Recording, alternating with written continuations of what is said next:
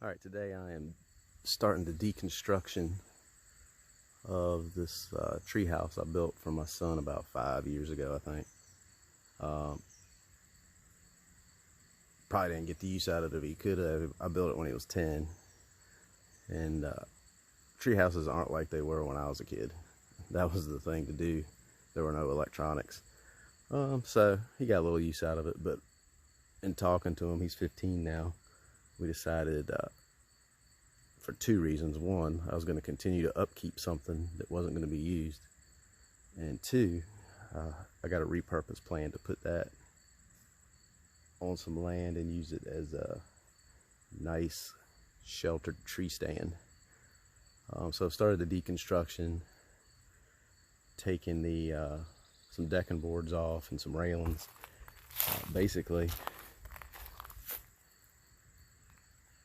there's some 5 brackets under there it's tied to, and then it's floating on this 2x8. So if I take that 2x8 out of the tree, it would fall to the ground at this point. But I'll support that with a chain fall and do some pig rigging, basically, and figure out how to lower that down, and I'll use the bucket of the tractor probably on the other end. So I'm just doing it slowly. Got to take those 2x4s that's around that tree down and be able to slide it to the left as we're looking at it, and it'll drop that porch right off the edge and hopefully lower it to the ground or onto a trailer would be ideal. That way I can jettison right on out of here without having to lift it off the ground and put it on a trailer. So I'll see how that goes, and we'll update you as I go. Alright, this is from the deck height, which is about 7, well, maybe a little more, 7, 8 feet off the ground. So I've taken the decking boards off this kind of wraparound porch, and I'll cut that 2x4 right here off. That way I can slide it past this tree in one piece. So we'll take all this little angular stuff that connected to the steps, all that'll come off, and hopefully transport this as one piece, and there'll be very limited amount of work other than the raising of it to do once it's raised. Alright, I've reached a stopping point for this evening. I actually got more done than I thought. So what I've done is run a choker around that tree and put a chain fall on it. I'm not going to say my rigging is up to code, but it'll do. Then I got a logging chain strapped under here, and everything's fully supported still. I haven't removed the 2x8 that's supporting one end, and I've cut all the brackets but one, so there's still one holding in place, and no storms or anything. So the logging chain wrapped around, see it comes over here. I'm going through the hook.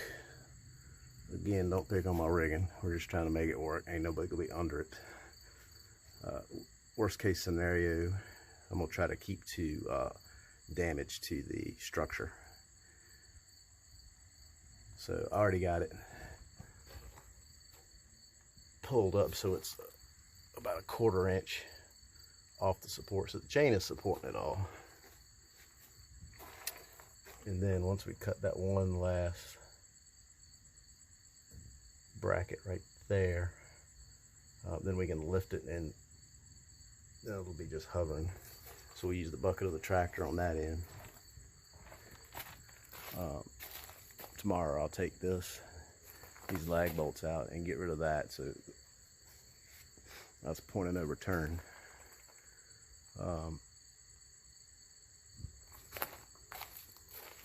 So everything should go good. It's funny when you deconstruct stuff, you're like, why'd I build it like this? So this front porch is kind of winky.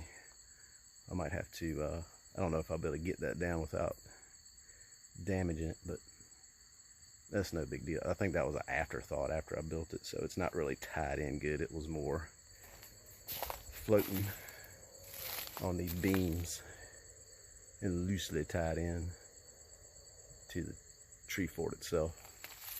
We'll pick it up. All right, we picked up the next morning, and we got a bulk of the heavy lifting down. We're down to about about 4 foot off the ground right here, and you can see where it used to rest. So, of course, like anything you're pig rigging, one of the issues was dropping it down. The treehouse is wider than the trees as they get larger toward the ground, so it wasn't going to fall down between those trees. So I had to swing it back to the right of those trees, and to do that with the current configuration of the logging chain and chain fall and chokers, the easiest way, you can see I wedged some wood there just to kind of guide it back, and it's putting strain on that 2x8. If that breaks, we could have problems, but hopefully it'll hold up. I got a little more to go. It's kind of slow going because I moved 2 inches on the tractor, drop it down 2 inches with the bucket, come over here, drop the chain fall. But if I get in a hurry, I'm gonna drop it. So it's going pretty good. Debating whether I want to put a trailer under it. The only problem to put a trailer is gonna be the wrong way. It'll be the wide side. So that's 10 foot going all the way to there. So I definitely can't haul it like that. I need to put it the other way, and to get it in and out of here, it's gonna be an issue. So all right, we got it off the rigging and off the bucket and on the trailer, though it needs to be turned almost 90 degrees, or about 90 degrees.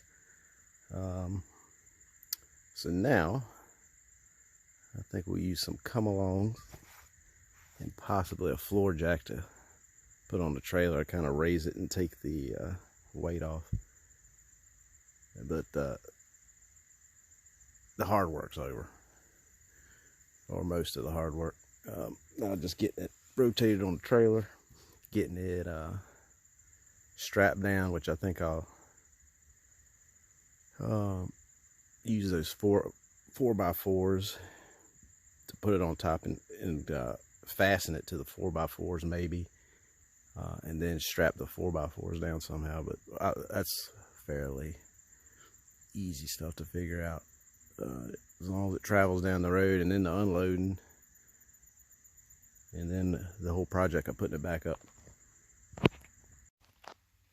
All right, we got it out of there.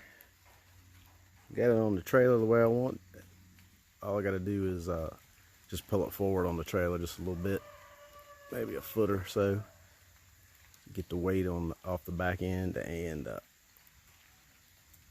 tether it down. The only thing after I put the trailer, the only way I could get the trailer in, kind of left itself to leaving the center of gravity more toward the back. I'd like to have it rotated 180 degrees, but sometimes you just make do with what you got. So I'm gonna tether it down, and next thing after that, we'll travel to its final destination.